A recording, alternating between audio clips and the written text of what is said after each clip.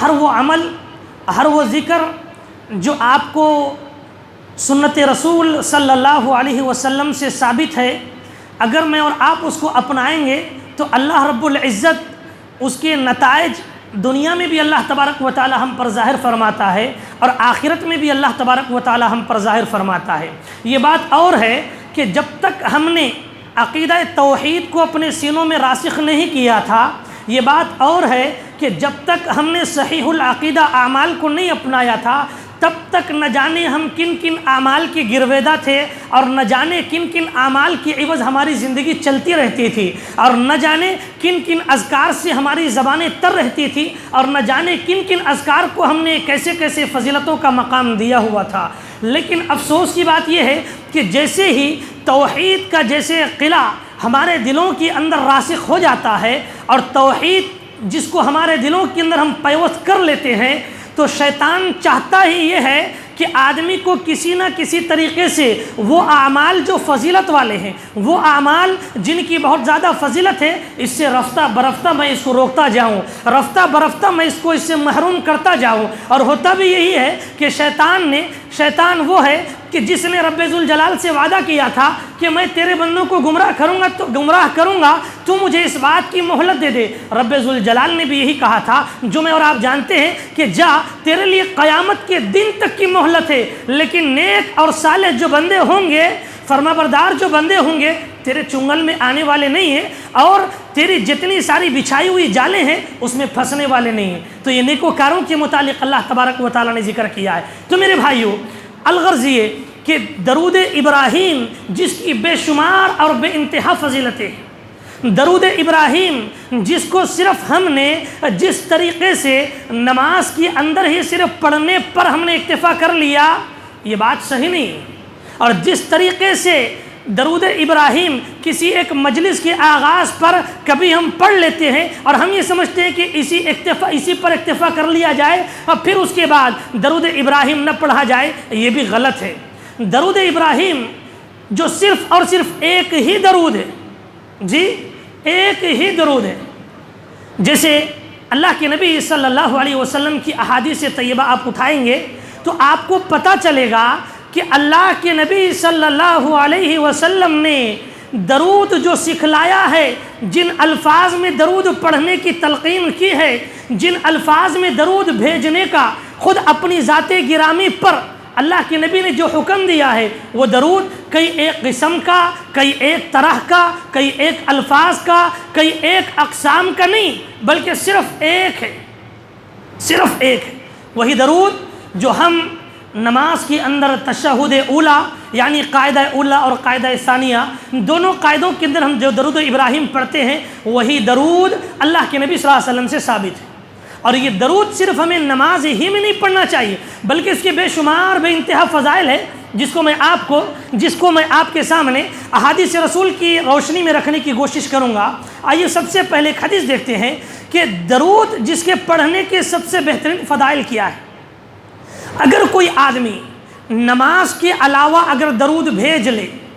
قبل اس حدیث کا میں آغاز کروں، ایک اور بات آپ کے گوشے گزار کر دوں کہ درود اجتماعی جس کی کوئی شکل نہیں، درود اجتماعی طور پر آپ پڑھیں، یہ احادیث سے کہیں ثابت نہیں۔ درود آپ کوئی اور الفاظ سے اللہ کے نبی پر بھیجیں جس میں آپ اللہ کے نبی کو عالم الغیب مانیں، جس میں اللہ کے نبی کو آپ نور تصور کر کے پڑھیں، جس میں آپ نبی کو رب کے مقام کے برابر ٹھہرا کر کے درود و سلام پڑھ کر کے نبی پر درود بھیجیں۔ اگر کوئی آدمی اس عمل کو بجا لاتا ہے جو احادیث رسول سے ثابت نہیں ہے، جو اللہ کے نبی نے نہیں سکھلایا ہے، اگر ایسے الفاظ سے درود پڑھ کر اگر ثواب حاصل کرنا چاہے، نیکی کو حاصل کرنا چاہے، کامیابی کو پانا چاہے، نجات کو پانا چاہے، اللہ کی قسم جس بات پر اللہ کے نبی صلی اللہ علیہ وسلم کی مہر طیبہ نہیں ہے، قیامت کی صبح تک وہ عمل آپ روز بروز کرتے جائیں، قیامت کی صبح تک آپ اپنی زندگی کا معمول بنائے، قیامت کی صبح تک جتنی عمر اللہ نے آپ کو دی، جتنی عمر اللہ نے میرے اور آپ کے حق میں لکھی، اگر اللہ کے نبی صلی اللہ علیہ وسلم کی مہر طیبہ اگر اس عمل پر نہیں ہے تو اللہ کی قسم اللہ اس کو قبول بھی کرنے والا نہیں۔ تو آئیے، تو پھر اللہ قبول کس کو کرتا ہے اور قبول کیسے اعمال ہوتے ہیں، اور کس درود کے عوض میرے اور آپ کے درجات بلند ہو سکتے ہیں، کس درود کے عوض میرے اور آپ کے حق میں نیکیاں بھر سکتی ہیں، لکھی جا سکتی ہیں۔ آئیے سب سے پہلے ایک حدیث اٹھاتے ہیں کہ اگر ایک آدمی ایک مرتبہ اگر درود پڑھ لے اللہ کے نبی صلی اللہ علیہ وسلم پر، ایک مرتبہ اگر اللہ کے نبی صلی اللہ علیہ وسلم پر درود بھیجے، درود ابراہیم پڑھے، تو اللہ تبارک و تعالی وہ ایک مرتبہ درود پڑھنے کے عوض 10 گناہ اللہ تبارک و تعالی اس کے معاف فرما دیتے ہیں، 10 رحمتیں اس پر نازل ہوتی ہیں، اور 10 درجات اللہ تعالی اس کے بلند فرماتے ہیں۔ دلیل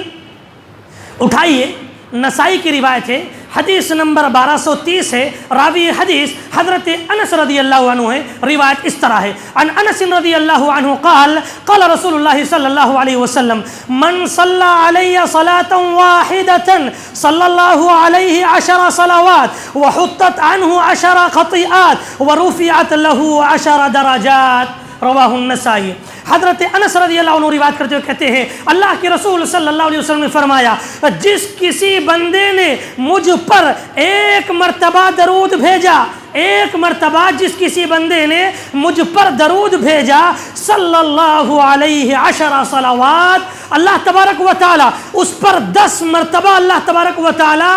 10 مرتبہ درود و سلام اللہ اس پر بھیجتا ہے کہ اللہ تجھ پر سلامتی، واللہ یہ درود تجھ پر بھیجتا ہے، اللہ تجھ پر رحمت نازل کرتا ہے، 10 مرتبہ یہ چیز ہوتی ہے۔ اور اسی طرح راوی حدیث بیان کرتے ہیں وَحُطَّتْ عَنْهُ 10 خطیئات، اور اللہ تبارک و تعالی اس کے گناہوں کے دفتر سے 10 گناہ کو اللہ ہم مٹا دیتا ہے۔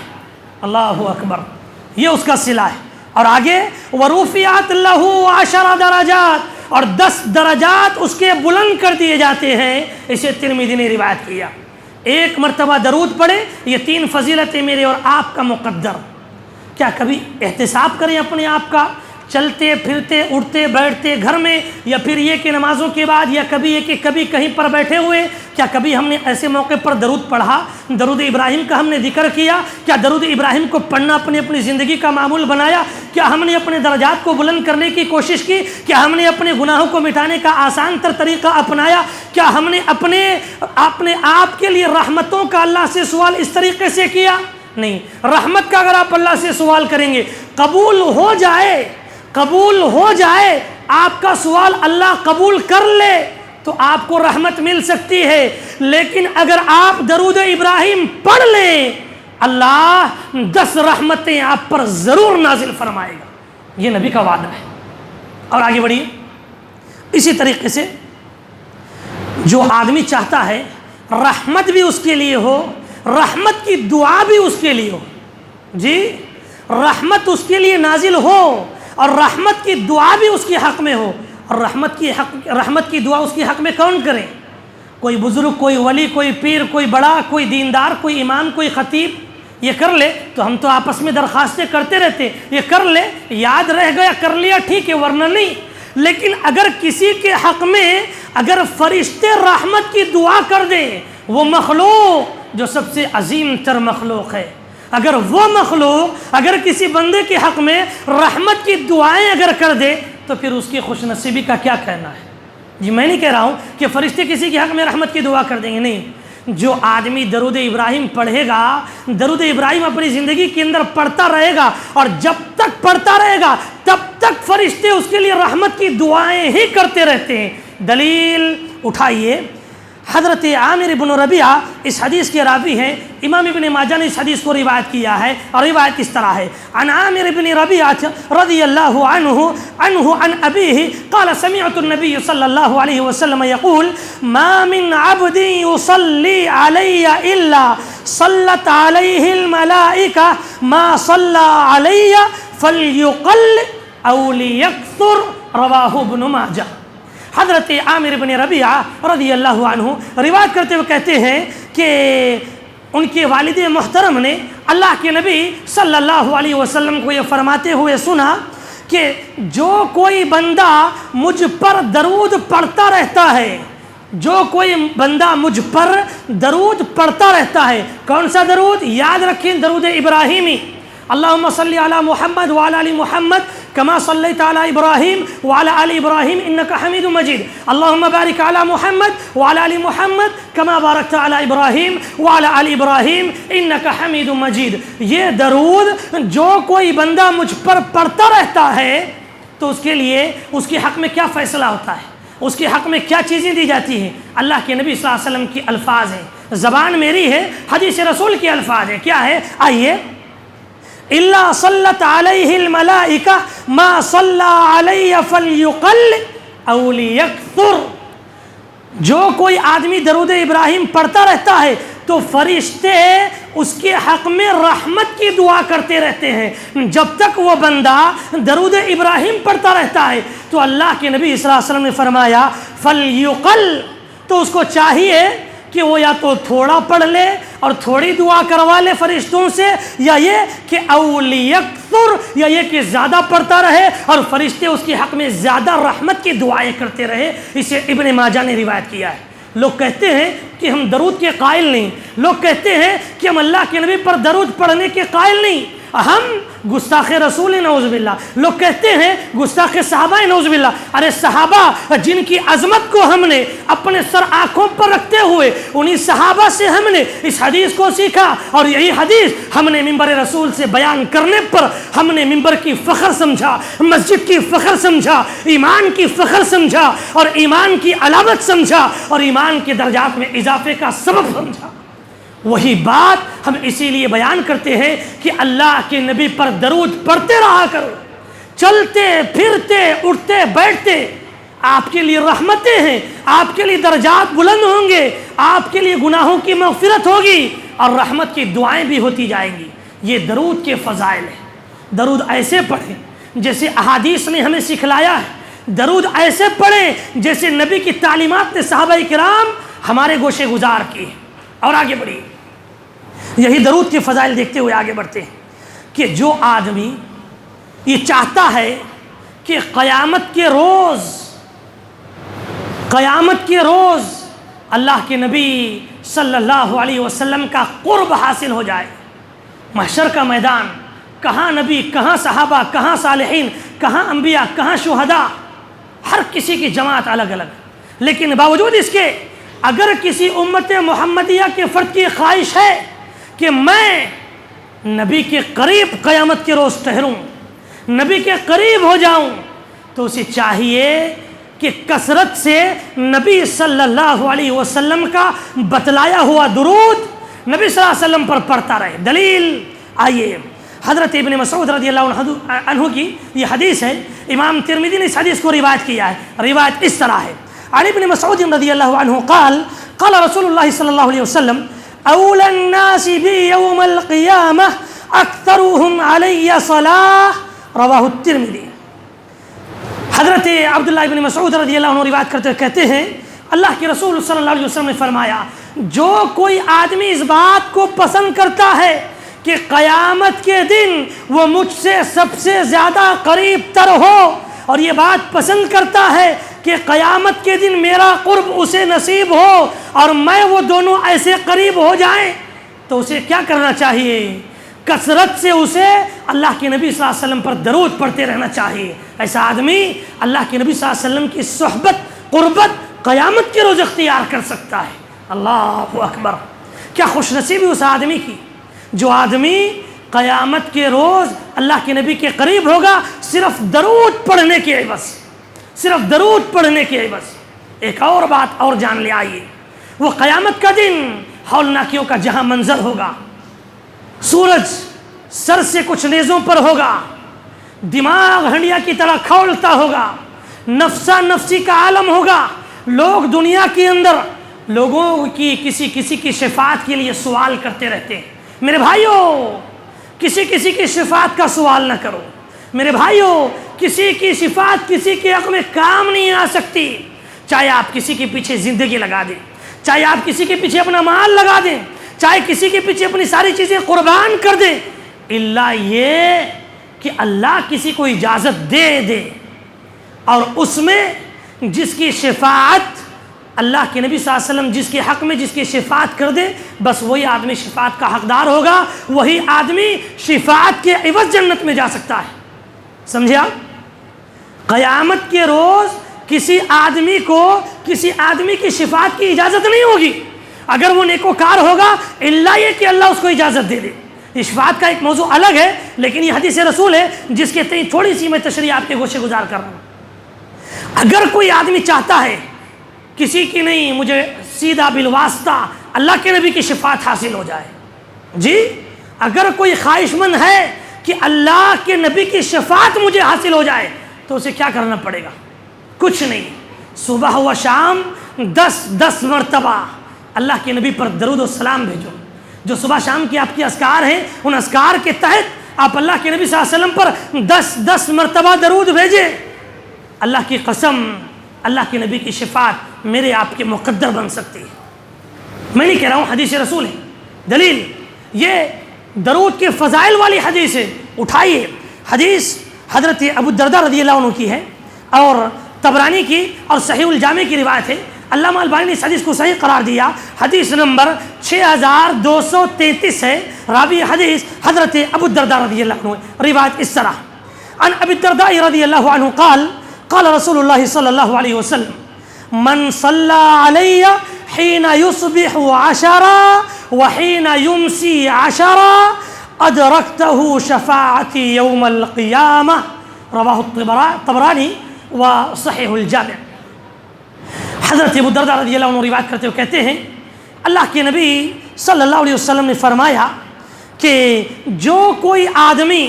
من صلی علیہ حین یصبح 10، جو کوئی آدمی صبح کے وقت 10 مرتبہ مجھ پر درود پڑھے، وحین یمسی 10، اور اسی طرح شام کے وقت عصر کے بعد یا مغرب کے بعد اگر 10 مرتبہ مجھ پر درود پڑھے تو اللہ کے نبی کہتے ہیں ادرکتہ شفاعتی یوم القیامہ، وہ آدمی قیامت کے روز میری شفاعت کا حقدار ہوگا۔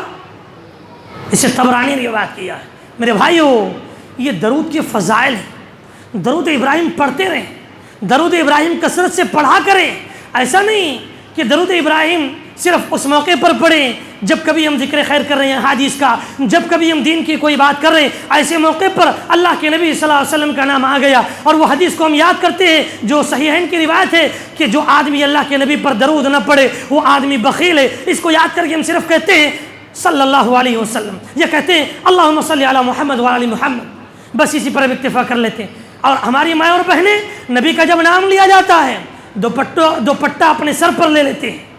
پلو اپنے سر پر لے لیتی ہے اور کہتی ہے کہ صلی اللہ علیہ وسلم، حق ادا ہو گیا۔ نہیں، اللہ کے نبی کا نام لیا جائے، درود ابراہیم آپ پر پڑھنا واجب ہے، ضروری ہے۔ اللہ کے نبی کا جیسے آپ نام سنیں آپ درود ابراہیم پڑھیں۔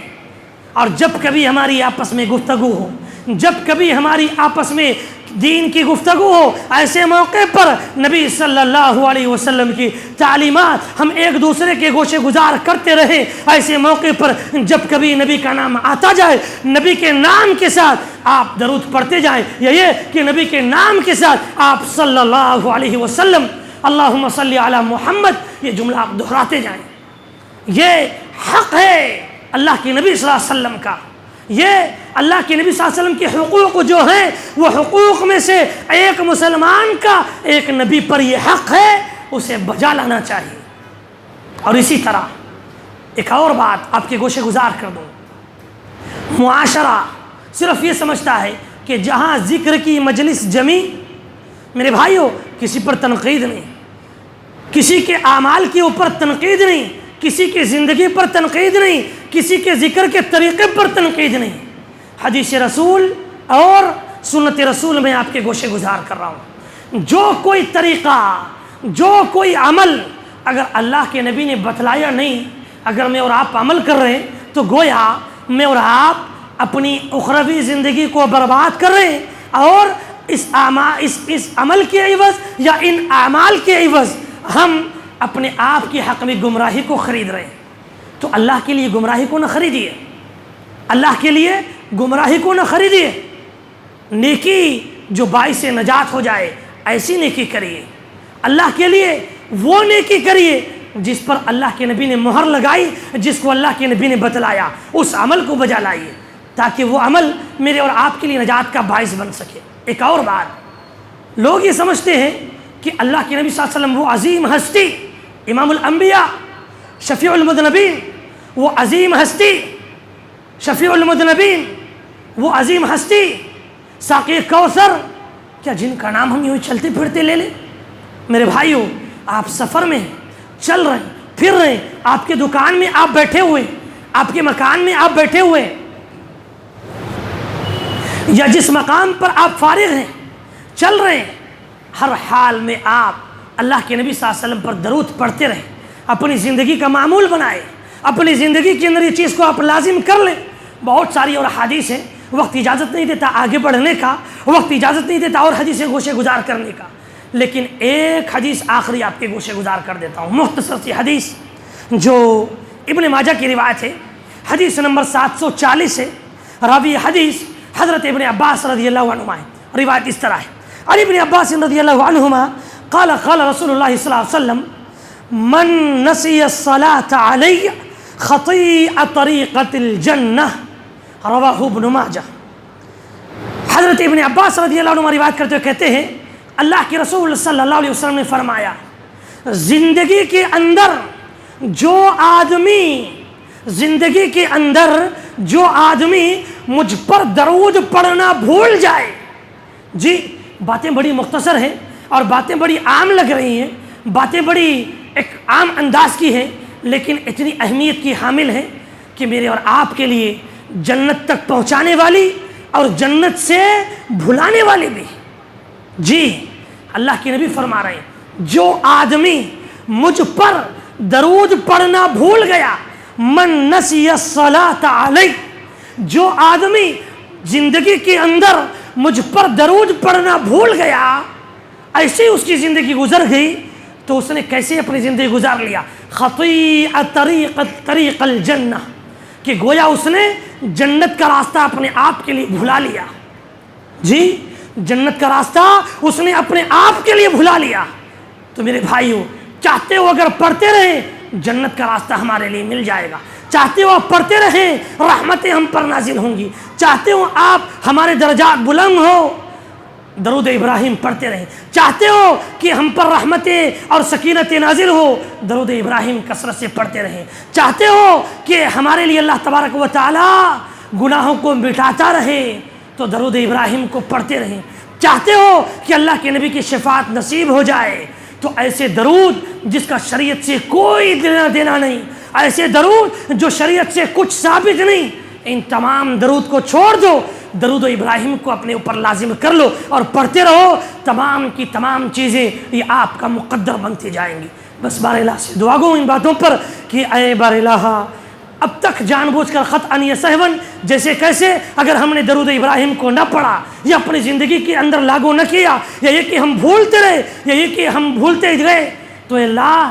اپنے فضل سے، اپنے رحم سے، اپنے کرم سے ہماری اس لغزش کو، اس کوتاہی کو اے اللہ تو معاف فرما دے میرے مولا۔ اے بار الہ، ہم تمام کو تو زندگی کے اندر کثرت سے درود ابراہیم کو پڑھنے والا بنا۔ اے بار الہ، ہم تمام کو اللہ تو زندگی کے اندر چلتے پھرتے اٹھتے بیٹھتے درود ابراہیم سے اللہ تو ہمیں ذکر کرنے کی توفیق نصیب فرما۔ اے بار الہ، ہم تمام کو اس درود ابراہیم کے عوض اے اللہ تو تیرے آخری نبی، تیرے محبوب اور ہمارے پیارے نبی صلی اللہ علیہ وسلم کی شفاعت اے اللہ قیامت کے دن تو نصیب فرما میرے مولا۔ اے اللہ، اللہ کے نبی کی قربت اے اللہ تو ہمیں نصیب فرما میرے مولا۔ اے بار الہ، ہمیں جو بے ہدایت ہے ہدایت کے لیے ان کے سینوں کو تو کھول دے میرے مولا۔ اے بار الہ، ہمیں جو لا اولاد ہے انہیں اولاد نصیب فرما۔ اے بار الہ، ہمیں جو کوئی لا اولاد ہے اے اللہ اولاد سے ان کے دامن کو، ان کی جھولیوں کو تو بھر دے میرے مولا۔ اے بار الہ، جو کوئی بیمار یا بیمارہ ہے اے اللہ شفائے کاملہ اور شفائے عاجلہ انہیں نصیب فرما۔